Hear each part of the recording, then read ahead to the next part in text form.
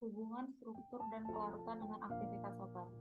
Ini saya menggunakan jurnal Cinta dengan judul Uji in silico aktivitas sitotoksit dan toksisitas senyawa bioaktif di citran besi sebagai kandidat obat diabetes mellitus.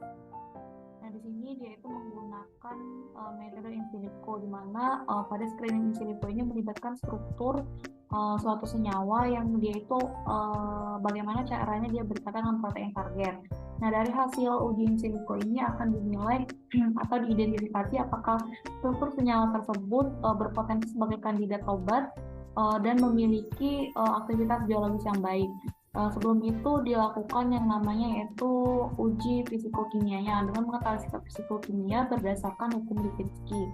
Nah, di mana ligannya itu akan diketahui apakah bersifat hidrofobik atau hidrofilik dalam melewati membran sel. Nah, di sini terdapat tabel dari senyawa aktif di citran besi dari kedua senyawa asfinesterol dan dinofalmetic acid, di mana berat molekulnya itu cukup baik karena berat molekul yang kurang dari 500 itu akan lebih mudah dalam melewati membran sel.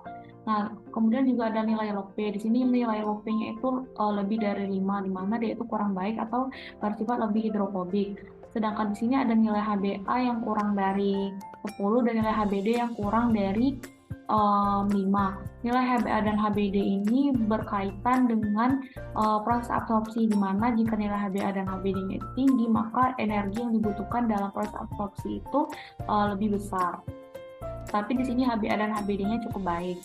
Nah, sehingga berdasarkan dari tabel ATME ini bahwa senyawa tersebut memiliki nilai absorpsi yaitu lebih dari 30%, sehingga dia itu baik bekerja pada lumen usus.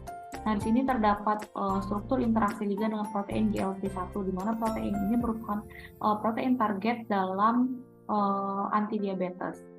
Nah, di sini ada struktur asfinesterol dengan palmitic acid, di mana dia itu akan terbentuk ikatan hidrogen dan juga ikatan dengan residu asam amino dengan beberapa interaksi seperti yang dijelaskan pada gambar.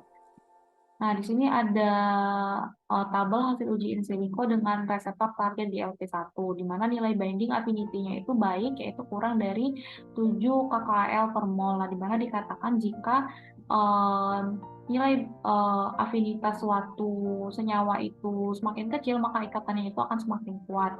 Nah, di sini dapat dilihat bahwa ikatan yang dibentuk itu juga cukup kuat, sehingga ligannya itu akan lebih mudah berikatan dengan reseptor target atau protein targetnya. Nah, selain itu juga dikatakan bahwa suatu senyawa itu memiliki ikatan yang kuat apabila dia itu terikat melalui ikatan hidrogen dan setidaknya mengikat satu residu asam amino dari sisi aktifnya.